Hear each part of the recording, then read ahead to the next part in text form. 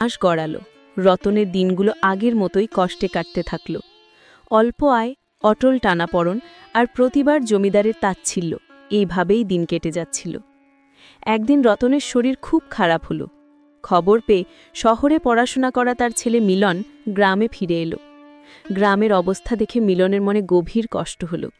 সবার মুখে ক্লান্তি, চোখে উদ্বেগ। বাবা, আমাদের গ্রামের এই অবস্থা কেন? সবাই এত দুশ্চিন্তায় কেন? কি হয়েছে এখানে? এই গ্রামে গরিব চাষিরা সবসময় কষ্ট পায়।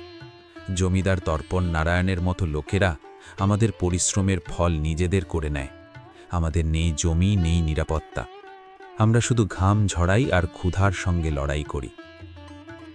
বাবার কথা শুনে মিলন দৃঢ়স্বরে বলল, বাবা, আর এমন চলতে দেওয়া যাবে না। আমি শহরে পড়ে জেনেছি কিভাবে অন্যায়ের বিরুদ্ধে লড়তে হয়। কাল থেকেই আমি তোমার জায়গায় মাঠে কাজ করব, আর এই জমিদারকে তার নিজের শর্তেই হারিয়ে তাকে শিক্ষা দেব।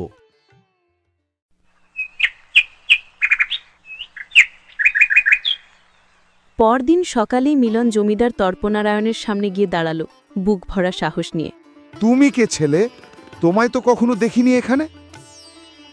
হে মালিক, আমি শহরে পড়াশোনা করতাম। আমি আপনার কিছু জমি ভাড়ায় নিতে চাই, চাষের জন্য। তুমি তুমি কি চাষ করতে পারবে? তুমি তো পড়াশোনা করেছো। কলম ধরার লোক কোদাল ধরবে কেমন করে? মালিক, আমি পড়াশোনা করেছি ঠিকই, কিন্তু আমি একজন চাষির ছেলে। মাটির গন্ধ, ফসলের যত্ন, এইগুলো আমার রক্তে মিশে আছে। আমি জানি কিভাবে জমি ভালো করে চাষ করতে হয়। এই ছেলেটা শহর থেকে এসেছে, নিশ্চয়ই চাষের কিছু জানে না। একে এমন শর্ত দেব যাতে সব ফসল আমার হয় আর পরিশ্রম তার। ঠিক আছে ছেলে, তুমি জমি নিতে পারবে, তবে কিছু শর্ত আছে। বলুন মালিক, কি শর্ত? আমি সব শর্তে রাজি। তুমি যে ফসল ফলাবে তার অর্ধেক আমার, অর্ধেক তোমার। তবে আমি ওপরের অংশ নেব, অর্থাৎ গাছের মাথা। সোনালি শীর্ষদানা আমার থাকবে, তুমি নেবে নিচের অংশ। রাজি তো? ঠিক আছে মালিক, আমি রাজি। এমন শর্ত বললেন তেমনই হবে। এই বলে জমিদার মুখে সন্তুষ্টি নিয়ে ফিরে গেল। ভাবল এবার সহজেই সব লাভ হবে তার। কিন্তু সে জানে না মিলনের মধ্যে এমন এক ধৈর্য আর তীক্ষ্ণ বুদ্ধি আছে যা শীঘ্রই জমিদারের চাতুরির পাল্টা উত্তর দেবে।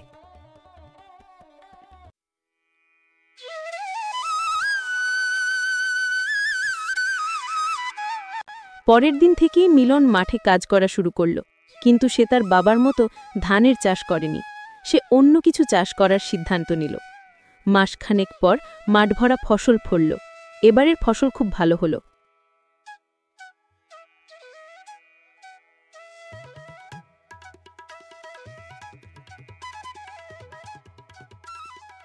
মালিক, আজ পথে মিলনের সঙ্গে দেখা হয়েছিল।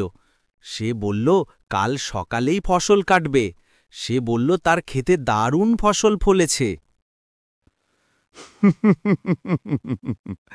ভালোই হয়েছে। যত বেশি ফসল ফলাবে তত বেশি লাভ। সব তো আমারই গুদামে আসবে।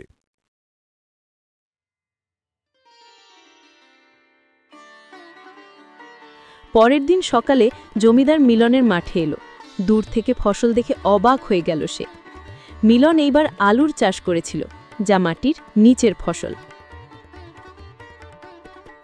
আহারে মিলন, এগুলো কি? তুমি আলুর ফসল ফলিয়েছ? হ্যাঁ মালিক, আলুর চাষই করেছি। যাক, এখন আর দেরি না করে ভাগটা করে নেওয়া যাক। উপরের অর্ধেক আপনার আর নিচের অর্ধেক আমার। আরে মালিক, এটা তো ধান বা গম নয়, এটা তো আলু। ওপরের অংশে শুধু ঘাস আর গাছের ডাঁটা, আর নিচেই তো আসল ফসল। তোমাকে আলুর ফসল ফলাতে কে বলেছিল? তুমি কি আমাকে জিজ্ঞাসা করেছিলে যে আমার জমিতে আলুর চাষ করতে পারবে কিনা? কিন্তু মালিক, আপনি তো একবারও বলেননি যে আলুর চাষ করা যাবে না। আমি শুধু ফসলের ভাগের শর্ত বলেছিলেন। আমি সেই শর্ত মেনেই এমন ফসল বেচেছি যা আমার জন্য ভালো হবে। আমি আপনার কোনো শর্ত ভাঙিনি মালিক। আপনি আপনার অংশ নিয়ে যান। এই ঘাস আর গাছের ডাঁটা দিয়ে আমি কি করব বলো? সব আলুই তো তুমি নিয়ে নিলে। মালিক, আমি কিছু জানি না। আপনাকে আপনার প্রাপ্য অংশ থেকে বঞ্চিত হতে দেখতে পারবো না। আপনি আপনার অংশ, মানে ওই উপরের ঘাস ডাঁটা নিয়ে যান। এইভাবে নিজের বুদ্ধিতে মিলন চতুর জমিদারকে তার নিজের শর্তেই ফাঁদে ফেলল। সব আলু ঘরে তুলে নিল আর শুকনো ঘাসপাতা রেখে গেল জমিদারের জন্য।